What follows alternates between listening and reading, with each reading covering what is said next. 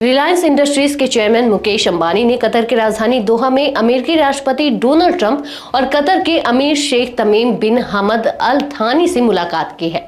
ये मुलाकात 14 मई को दोहा के लुसैल पैलेस में एक राजकीय रात्रि भोज के दौरान हुई, जिसे कतर के अमीर ने ट्रंप के सम्मान में रखा था।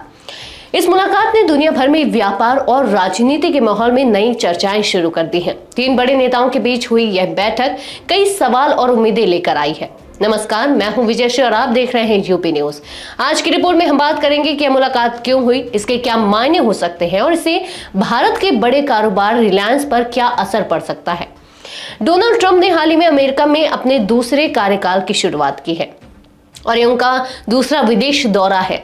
वहीं मुकेश अंबानी की कंपनी रिलायंस इंडस्ट्रीज का कतर के सरकारी निवेश फंड कतर इन्वेस्टमेंट अथॉरिटी यानी कि QIA के साथ पहले से ही अच्छा रिश्ता है। कतर इन्वेस्टमेंट अथॉरिटी ने रिलायंस के रिटेल बिजनेस में करीब $1 अरब का निवेश किया है, जिससे दोनों के बीच मजबूत साझेदारी दिखती है। ट्रंप की टैरिफ नीतियों का रिलायंस के कारोबार पर असर पड़ा है। खासतौर पर वेनेजुएला से कच्चे तेल के आयात पर अमेरिका ने रोक लगाई है, जिससे रिलायंस को नुकसान हुआ है। माना जा रहा है कि यह मुलाकात इन व्यापारिक समस्याओं को समझने और हल निकालने के लिए हो सकती है। इस मुलाकात का एक बड़ा मकसद कतर और अमेरिका के साथ रिलायंस के कारोबार को और बढ़ाना हो सकता है। कतर के साथ ऊर्जा और रिटेल सेक्टर में और ज्यादा सहयोग हो सकता है। साथ ही ट्रंप के टैरिफ नियमों पर भी बात हुई होगी, ताकि भारत अमेरिका के बीच व्यापार में सुधार हो सके। भू राजनीति की बात करें तो यह मुलाकात भारत पाकिस्तान के बीच बढ़ते तनाव और अमेरिका चीन के व्यापार युद्ध के बीच भी काफी मायने रखती है। कुछ जानकारों का मानना है कि मुकेश अंबानी की यह मौजूदगी दोनों देशों के बीच समझौते की दिशा में कदम हो सकता है। रिलायंस ने अब डिजिटल सेवा, ग्रीन एनर्जी और आर्टिफिशियल इंटेलिजेंस जैसे नए क्षेत्रों में भी तेजी से काम करना शुरू किया है।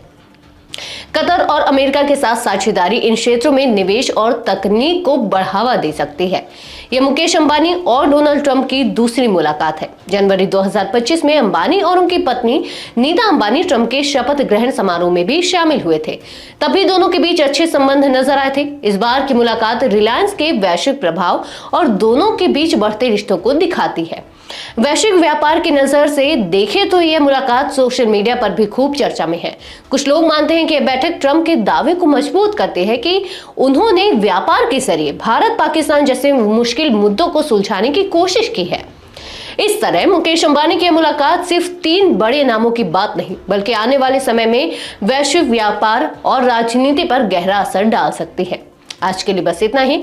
अगर आपके इलाके में कोई समस्या है तो अब चुप मत रहिए, अपनी खबर या शिकायत हमें भेजिए। यूबी न्यूज आपकी आवाज को जिम्मेदारों तक पहुंचाएगा, निष्पक्षता और गोपनीयता के साथ। यूबी न्यूज, जनता की आवाज, जनता की ताकत।